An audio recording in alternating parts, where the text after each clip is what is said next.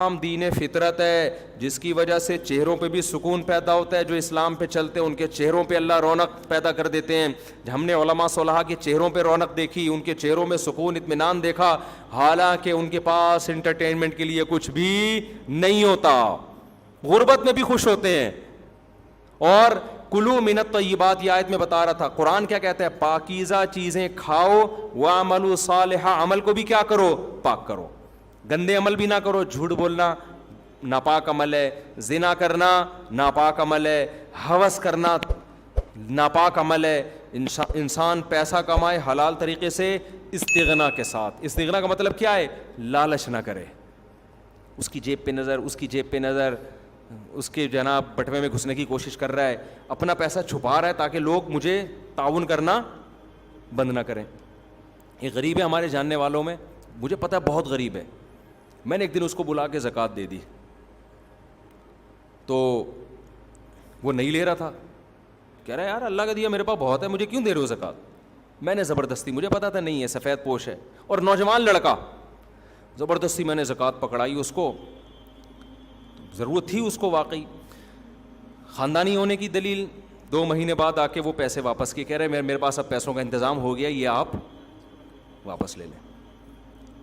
میں نے کہا تیرا باپ بھی لے گا بھی ہے, سمجھ رہے ہو نا. میں نے کہا ہمیں خاندانی لوگوں کی کیا ہوتی ہے, تلاش ہوتی ہے. لچڑ لوگ معاشرے میں زیادہ نظر آئیں گے. آپ نے ایک پیسے پکڑائے, پھوٹ پھوٹ کے رونا شروع کر دے گا, ہائے ہائے میرے گھر میں تو کچھ تھا ہی نہیں, ہائے ہائے. حالانکہ میں گیا ہوں لوگوں کے گھروں میں, میں نے سروے کیا ہے نا, کسی نے کہا نا کچھ نہیں ہے, پہنچ گئے ہم ان کے گھر, اچھا بھلا کھا پی رہے ہو, منہ میں بھیک کی تمہاری جو ہے نا ایک ذلت. تو یہ کیا ہے, رزق تو آپ کو ملے گا, استغنا کے ساتھ رہو گے تو دروازے پھاڑ کے رزق آئے گا. اور اگر بھکاری پن پہ آ گئے نا تو ادھر سے بھی گھسیٹا, ادھر سے بھی, ادھر منہ ٹیڑھا کیا, بیوی کے سامنے بھی چھپا رہا ہے, اسے بہت تھوڑا تھوڑا کھلا رہا ہے تاکہ اس کو یہ نہ پتہ چل جائے کہ میرے پاس کیا ہے, پیسے ہیں. اس کو اچھا, ایسے لوگ بھی ہیں, اس کو بھی غربت میں رکھا ہوا, بھائی کھاؤ کھلاؤ یار, کیوں اتنا زیادہ مسلط کیا ہوا ہے.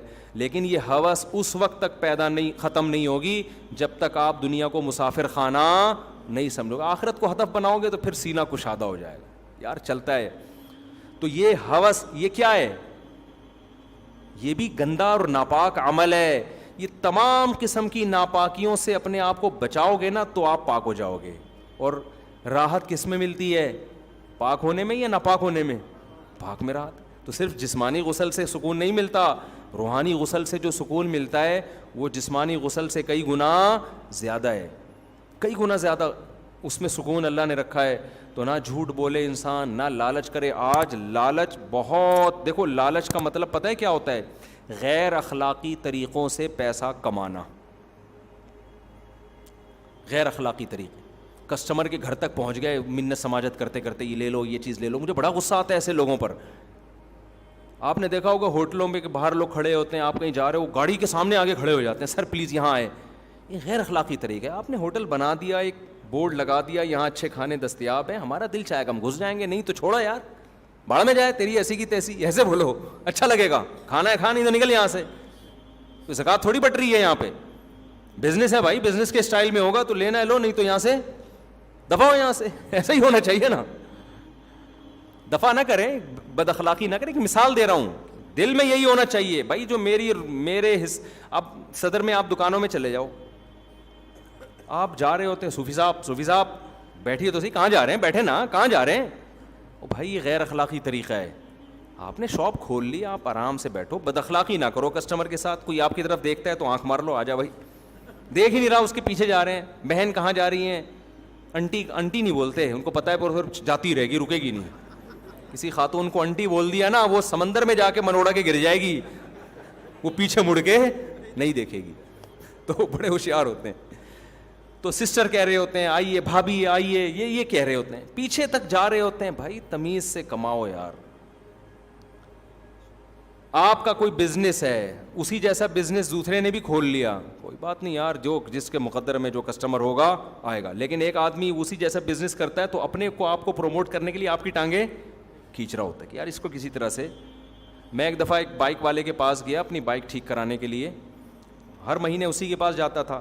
ایک دن وہ اتفاق سے اس کی ورک شاپ بند تھی تو میں ساتھ والے کے پاس چلا گیا. ساتھ والے سے جب میں نے بائک ٹھیک کروانے لگا تو اس نے کہا آپ اس کے پاس جاتے ہو؟ میں نے کہا ہاں. کہہ رہے میں ایک بات بتاؤں, یہ بندہ ٹھیک ہے نہیں. تو آپ برا محسوس کرو گے, آپ مولانا صاحب ہیں, کسی کی اپنے پڑوسی کی برائی کرنی نہیں چاہیے, لیکن چونکہ آپ بہرحال ایک عزت, ان کے خیال میں ایک عزت دار آدمی تھا, تو میں اس لیے بتا رہا ہوں کہ آپ نہ جائیں. مجھے بہت برا لگا اس کا یہ عمل. میں نے کہا اس کے پاس جاؤں نہ جاؤں, تیرے پاس آئندہ کبھی بھی نہیں آؤں گا. حالانکہ عین ممکن ہے وہ سچ کہہ رہا ہو. ہر سچ کہنے کا نہیں ہوتا جب تک آپ کے پاس کوئی واضح دلیل نہ ہو. دلیل نہیں ہے تو کیوں الزام لگا رہے ہو؟ ثابت کرو. آپ ثابت آپ کر نہیں سکتے. آپ کسٹمر کو چکر میں ڈال دیا نا آپ نے.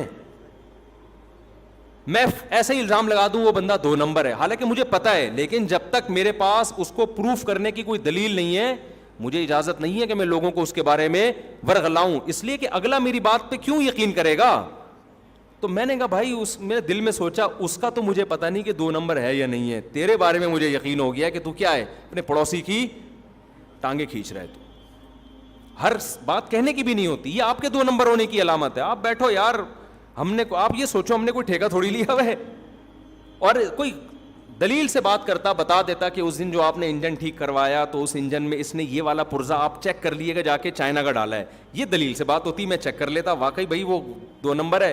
مجھے پھر یہ جائز ہے تاکہ دوسرے کو نقصان ہو. لیکن آپ ہوائی بات کر رہے ہو, وہ بندہ ٹھیک نہیں ہے. کیوں ٹھیک نہیں ہے؟ اس کو کہتے ہیں جرح مبہم.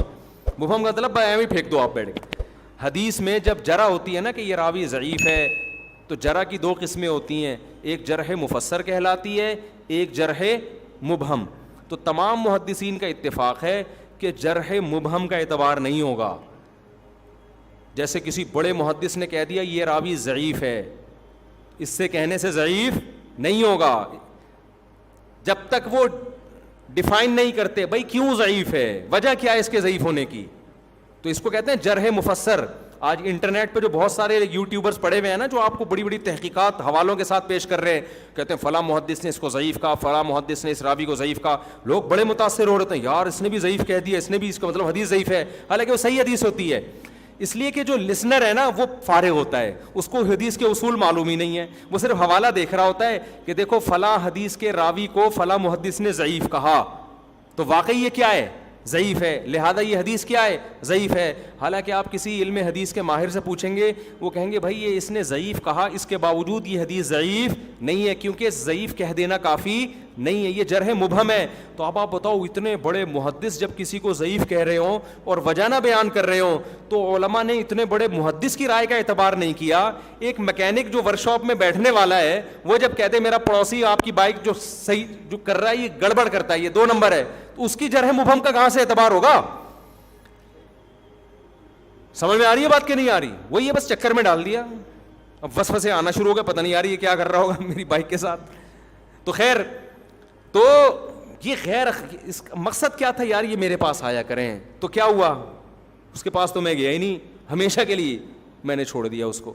تو یہ غیر اخلاقی حرکت ہے, ہوس. تو ان تمام گندگیوں سے اپنے آپ کو, کنجوسی کی گندگی سے انسان پاک کرے, جھوٹ کی گندگی سے, بد نظری کی گندگی سے, اور لالچ کی گندگی سے, اور یہ ساری گندگیوں سے. اور جب انسان اپنے آپ کو پاک کرتا ہے نا, تو اس کو کہتے ہیں کلو من الطیبات, کھاتا بھی پاک ہے اور عمل بھی کیا کرتا ہے, پاک. یہ اسلام کا خلاصہ اللہ نے 2 لفظوں میں بیان کیا, اٹ از کالڈ اسلام. اس کو کیا کہتے ہیں, اسلام. اس پہ جنت بھی ملتی ہے اور